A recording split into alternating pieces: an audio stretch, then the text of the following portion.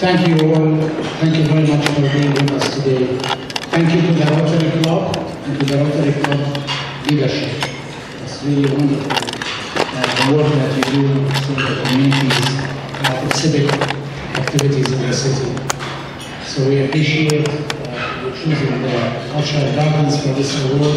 This is a big honor for the gardens, and you bestowed on us a challenge besides being an honor, so we can keep working hard and making things better at the gardens.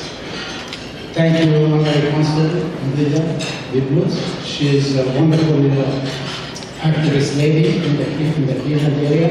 Besides her international connections to Lithuania, and she was one of the most distinguished women in Lithuania in a recent article. So we appreciate all your services. I'm going to take a few minutes to tell you about the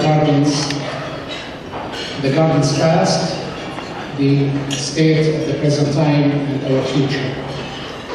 The gardens are a one-of-a-kind chain of international gardens situated in Rockefeller Park along Martin Luther King and East Boulevard.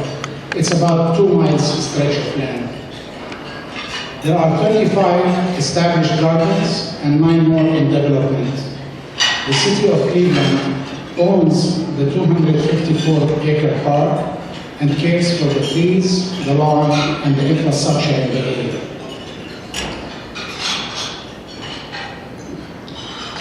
Each garden is sponsored by a non-profit nationality or ethnic cultural organization. No personal individual sponsorship. Everyone has an organization behind it. As an outdoor museum, there are some 75 statues and monuments in the gardens with a value of more than $4 million. The Cleveland Cultural Garden Federation is the 501c3 non-profit organization that acts to preserve and promote this treasure and acts as a liaison to the city and partner institutions. The board is chosen by garden representatives or delegates. This is a picture of the stretch of land stretching from the north side to the right by the lake and Highway 90, all the way down south, close to the VA hospital, about 2 miles plus stretch, and you can see the 2 roads, Martin Luther King and East Boulevard. So what's unique about the Cleveland Cultural Gardens? Every country in the world has botanical gardens and public parks. Every city in the world has sculptures for cultural icons. Every nationality celebrates its cultural icons by art. But only Cleveland has an international collection of cultural icons in beautiful gardens. That's the uniqueness. So we all feel very proud that we are the custodian of this precious facility in our city. We did a lot of research. There is nothing like it in the whole world. Our vision, the Cleveland Cultural Gardens Federation vision. I'm going to read just a couple lines. The Cleveland Cultural Gardens are a unique memorial to world peace and celebration of our cultural diversity. The gardens pay tribute to many philosophers, scientists, composers, and other great thinkers who have made significant and lasting contributions to civilizations. The message of the cultural gardens that became our motto, peace through mutual understanding, inspires current and future generations towards a better world. Mr. John D. Rockefeller donated the land to the city for a park in 1896. Famed Cleveland architect Charles Schweitzer designed the bridges in the park between 1897 and 1900. civic activist and publisher Leo Weidenfeld created a garden to honor William Shakespeare in 1916. It later became the British Cultural Garden. You see Shakespeare picture there, statue. The Hebrew civic leaders, including Weidenfeld and then Mayor Hopkins, were inspired to promote the development of other gardens to honor other cultures. The Cleveland Cultural Gardens Federation was formed in the mid-1920s. The Hebrew Garden was established in 1926 as the first garden following the establishment of the Federation. The city encouraged immigrants groups to apply for garden status. They were helped by the WPA during the Great Depression. Immigrant labor helped building many of the early European gardens. The fortunes of the cultural gardens waned beginning in the late 1960s and continuing through 1990s. Many gardens, however, stayed strong and maintained their presence. In the mid to late 1990s, new immigrant groups took an interest in the cultural gardens as the city itself began to come back. The Indian Cultural Garden, dedicated in 2005, was the first new garden established in over 20 years. Since then, many new gardens have been created and developed, and older gardens have undergone substantial renovations. The city of Cleveland has invested over $2 million in new lighting, curb cuts, benches, and other infrastructure improvement in the last 3 to 5 years. They opened up 16 new lots for new gardens. This is very significant in the history of the garden's growth, and we thank the city and Alex. You relate to Valerie and the mayor, our thanks. Many new communities are showing interest, and we want to be able to accommodate them. In 2018, we hired an executive director for the first time in 100 years. Lori Ashik, stand up, Lori.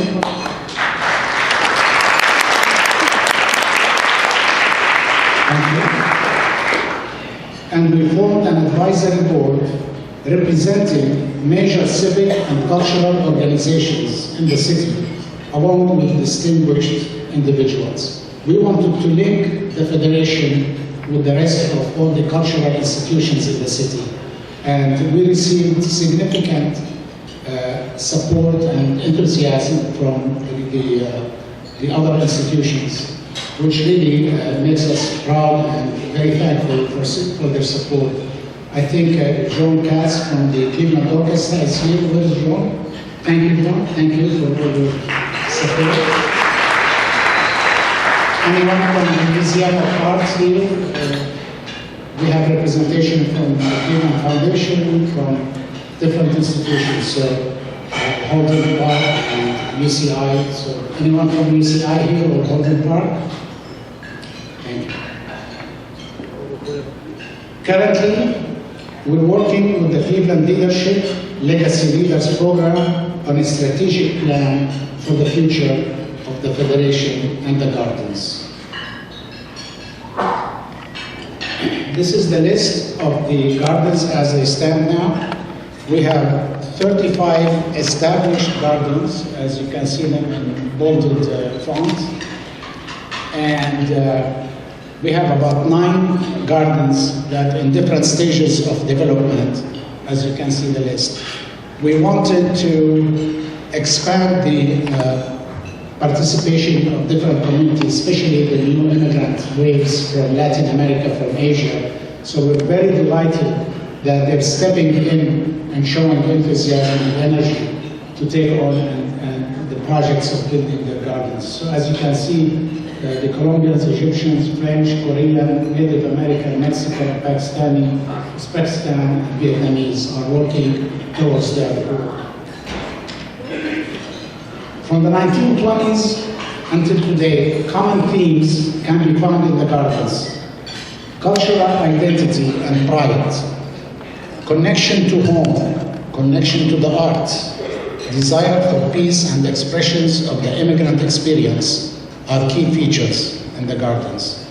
Immigrants bring not just their struggles, but their art, music, poetry, and their intellectual strength to their gardens. Examples: the Estonian garden has a flame sculpture which represents freedom and spirit, as you can see on the right, upper right, along with a boat-like lantern which denotes the Estonian strong ties to the Baltic Sea. The Latvian garden has a recessed figure which represents the passage from the old world into a new home in America. The Syrian garden in 2011 features a replica of the monumental Arch of Triumph of Palmyra, a written history of Greater Syria, and the bust of the poet Nizar Qabbani. I had the honor of leading the project of building up the Syrian garden, and we put a lot of emphasis on making it a museum with a lot of historic information. That arch in the Syrian garden you'll see on our picture was blasted by ISIS 3 years ago, and it's standing tall in Cleveland.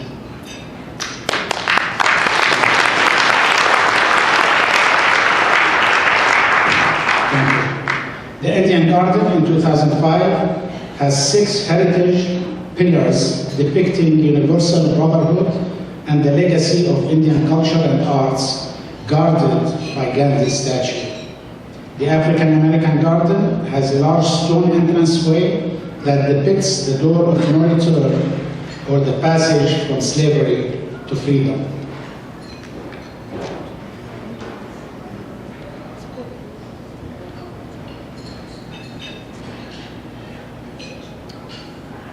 Can we advance the slide, please?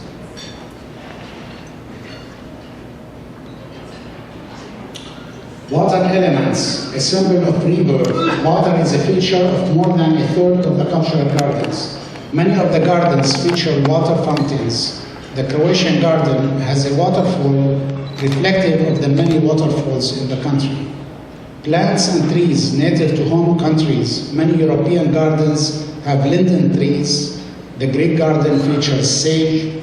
The Turkish garden has planted more than 1,000 red tulips, which originated in Turkey. The Polish garden has a tree replanted from Chopin estate. The Federation and the city rules call for the gardens to focus on the arts and culture. Noble literary figures are to be depicted, signaling our commitment to cultural understanding and peace.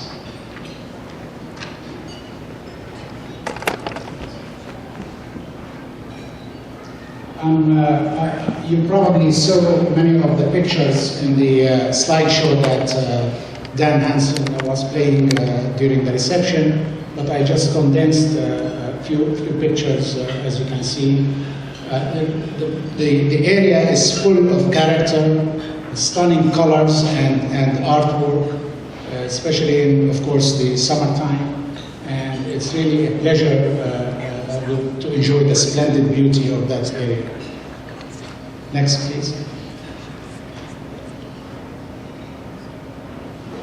Other pictures, as you can see, with a lot of water arrangements.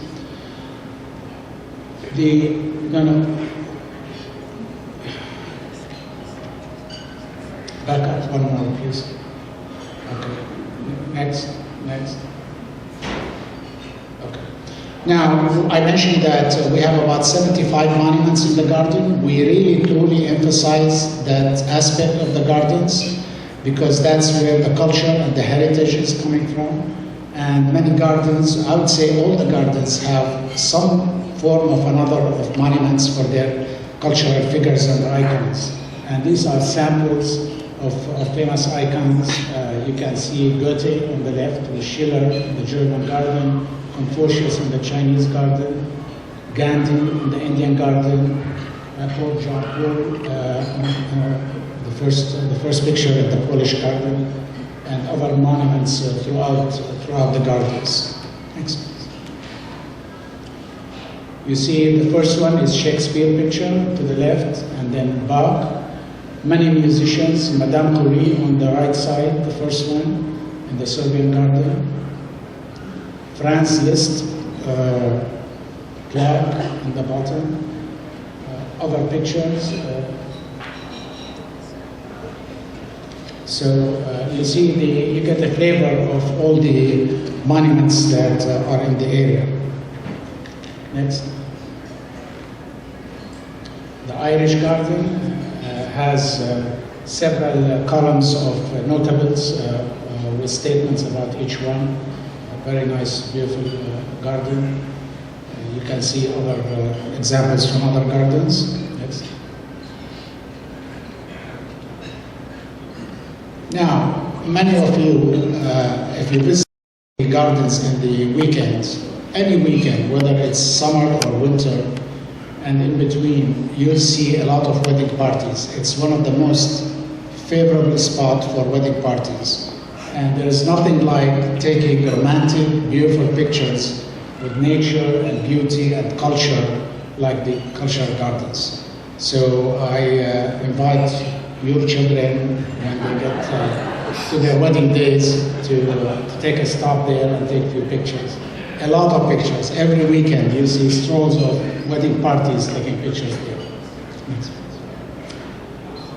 Most of these gardens hold concerts and cultural and musical and dancing activities in their gardens throughout the year, especially in the summer months. These are examples. The Italian garden started a tradition of having opera at the garden. As you can see, the first two pictures on the right, very well received and well attended. The Syrian garden in the middle upper level, this is the arch that I mentioned to you. Many gardens even go through the efforts of bringing a stand and a piano to their gardens and hold musical activities there.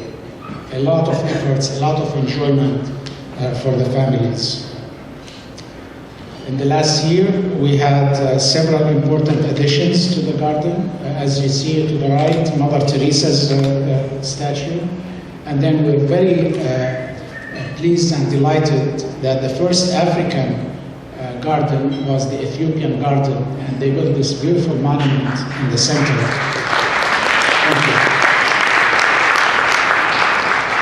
That depicts the 5 stages of Ethiopian history. And they had beautiful opening to the ceremony. You see Yuri Gagarin just installed at the Russian garden recently, and the famous Serbian artist in the center, and the bust of Jean-Paul II to the left. Our main annual activity is what we call One World Day. And in 2019, we celebrated the 74th uninterrupted event. It was the largest ever, with over 30,000 people in attendance. It memorialized the Baltic Way event's 30th anniversary. I'll show you a picture of that. It included multiple cultural and artistic events throughout the gardens. The parade of flags was the longest and most colorful. It welcomed over 50 communities. This is the first year we opened it to a number of ethnic communities that don't have gardens, and they may be interested and they like to show their pride and participate in the parade. So we had good 8 to 10 groups joining that did not have gardens, and they're inspired to proceed in pursuing that. It included the traditional naturalization ceremony, it included the traditional passport program, and the Children's Village, which was a new program this year, was very successful. Artistic events were supported by Destination Cleveland. Thank you, Destination Cleveland. Anyone here from Destination Cleveland?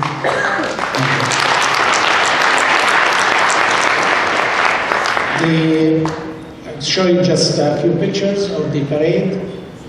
As you see the route, on the right you see a councilwoman from County Council, Mrs. Yvonne Cornwell. She is here representing the council, and husband, Kevin Conner, is on the City Council. Thank you, Yvonne and Kevin, for great support over the last few years. And you see the ceremony of the naturalization. Each year, a judge that proceeds with the naturalization ceremony for that month, usually in August, hold this event at the gardens, and we usually have an average of 25 new citizens. It's very emotional to see that during this day. Next. The Baltic Way, about 30 years ago, about 4 million, I think, 4 million people held hands in a human chain linking the 3 capitals of the 3 Baltic states over 600 kilometers. And to celebrate that anniversary, we took a few moments at the beginning of the parade. And as you can see, the Honorary Consul, Ingrida Bublis, is giving a little speech there. And next to her, the Estonian Honorary Consul, Mary Ripet. And to the left, you see the 3 countries marching together in the parade. And then a couple pictures of the human chain. Everyone who participated in the parade of the flags held hands with their friends around them, and it was very memorable and emotional event. Some more pictures about different groups.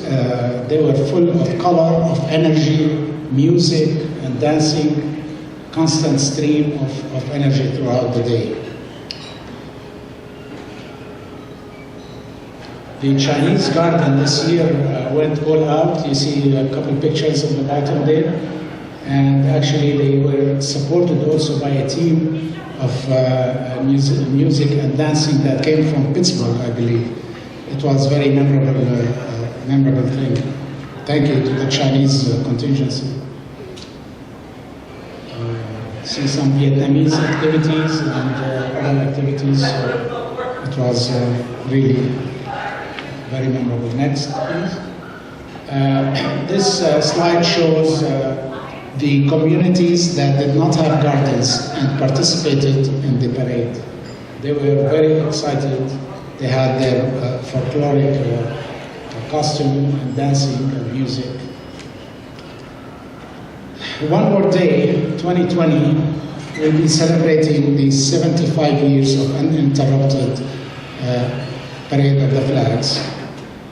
This will be held on Sunday, August 30th, 2020, with programs at the Plaza, and I'll be talking to you about the Plaza, the Parade of Flags, a naturalization ceremony for new US citizens, and music, dance, and food in each of our cultural gardens. We certainly hope that you join us on that day, August 30th. It's a Sunday. Bring the family, bring your extended family, your children, your neighbors. It was wonderful. Many people called it magical day last year. We had great weather. Now we move to the major project that we've been taking recently in the last couple of years, what we're calling the Centennial Peace Plaza. Its genesis was the 2016 celebration of the Cultural Gardens 100th birthday anniversary. Federation leaders, especially then President Sheila Crawford. Sheila, stand up.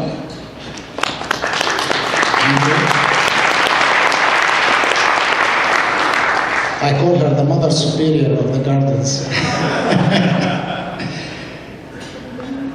Federation leaders, especially then President Sheila Crawford, conceived the idea of a central gathering space for the gardens to honor our past and to propel us into the future.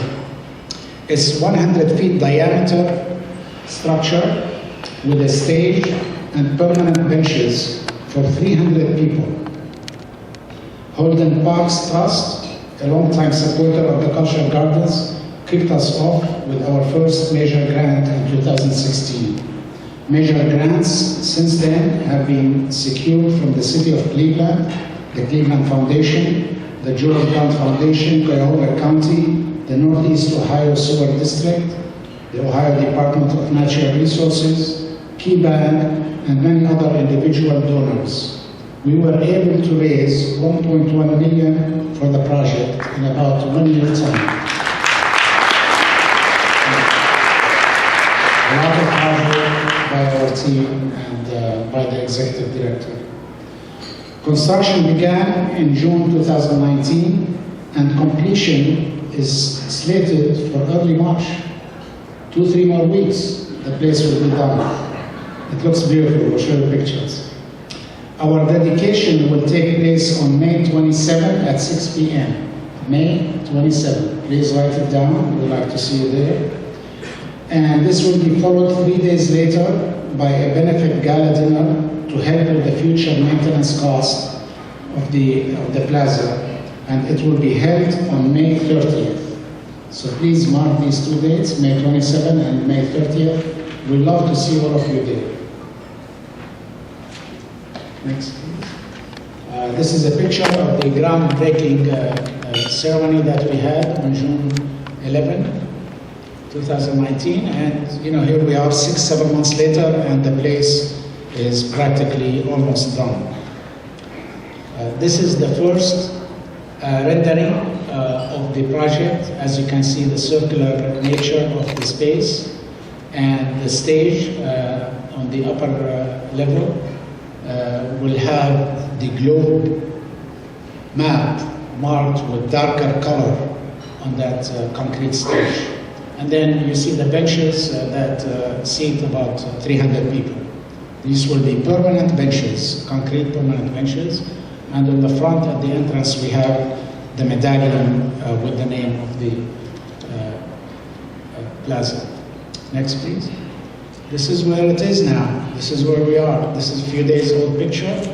And as you can see, it looks absolutely beautiful. They're ready to place the benches on the ground once the weather stabilizes a bit. Next. And this is face-on view. This column in the center will be the column that holds the big medallion that will have the name at the entrance of the plaza. A couple more pictures. You can see the relation of the stage to the ground level. And this is the medallion that will be placed at the entrance. It carries the Cleveland Gardens Centennial Peace Plaza and the dates and the motto of peace through mutual understanding. It's a very exciting project. This will transform.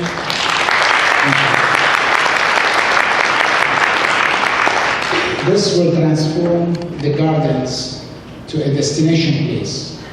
We want people to go there, take their families there, and spend some time there. And we want more programs in the gardens and in the plaza. We don't want just the gardens to be a passerby or a biking by area. It's so precious, so beautiful, and we want to maximize that impact in the community. What's the future holding for the gardens? We want to grow the cultural gardens to become a destination site. We welcome more visitors, local, regional, national, and international. We get a lot of international guests. We get speakers, so the Council of World Affairs that is on our advisory board. Thank you very much for being here. Karina, she's the president of the council. When we get speakers from out of town and internationally, we take them there, and they are in absolute awe about what they see and what they read and what we see these monuments and statues. We want to make it a gathering place for people of the world. We plan to hold international, educational, artistic, and cultural activities in the space. We want to continue to support individual gardens and expand the park to accommodate more additional gardens, as I mentioned. We will always adhere to our motto, peace through mutual understanding. How can you be part of the garden's future? Volunteer for one of our cleanup or planting days in the gardens. It's usually fun. Bring your families, your children. Become a friend of the cultural gardens, and I think there are brochures that will guide you through the process. attend One More Day and other events, consider a donation to the Cleveland Garden Federation. Invest in the future of the gardens. This belongs to all of us, to our city, to our population, to our communities, to our international diversity. And you can access our phone number and site address. A word of thank you. Thank you with great gratitude to the many people who made this happen. Thank you to the generations of volunteers who carried on the torch of the gardens for over 100 years. This organization was run by volunteers for 100 years. Generation after generation took the lead, established gardens, maintained it, grew it. We have great bylaws, very enthusiastic support from the board and the delegates. Thank you to the hardworking and dedicated members of the executive board. I think we have several of them here. Please stand up.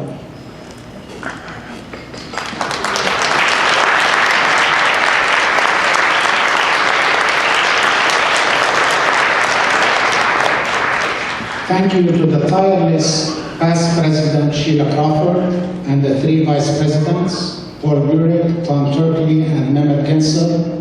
Please stand up again. I can tell you, you will never find harder working people and more dedicated people in any organization.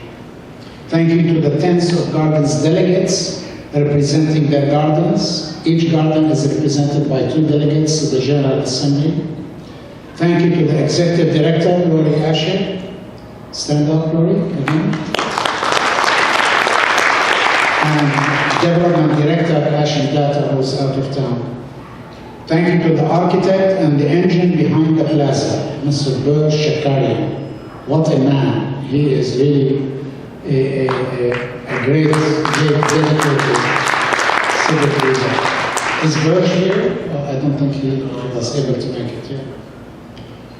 Thank you to the advisory board, organizations and individuals. Thank you to the great supporters, foundations, organizations and individuals. Thank you to the City of Cleveland again and Cuyahoga County Council and Office. Thank you, everyone.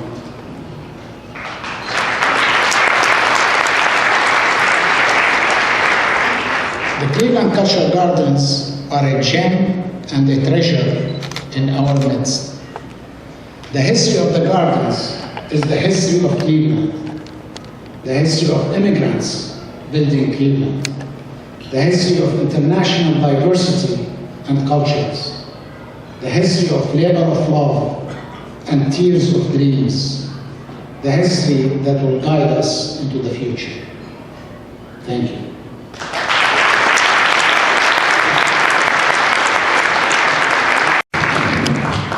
Thank you, Dr. Khoury, for accepting our award on behalf of the Cleveland Cultural Gardens and for sharing your message with us today. On behalf of our members, Cleveland, Ohio, and international citizens, we are grateful for your leadership in helping the Cleveland Cultural Gardens achieve its mission of peace through mutual understanding. It is people like you that inspire us to continue to make an impact in our community. This year, we are embracing Project Feed the Hungry, a developing partnership with the Theo Bowman Center. We will be providing the resources to rehab their kitchen in order to accommodate the rising level of poverty in the Mount Pleasant neighborhood. I would like to give you this very special Rotary of Cleveland Club pin and this piece of artwork inspired by Gloria Ritter. Gloria, I know you're here. Thank you so much for doing this. It's a word-inspired piece of artwork that encompasses over 40 of our humanitarian projects and activities. We welcome you back anytime to attend future meetings that might interest you.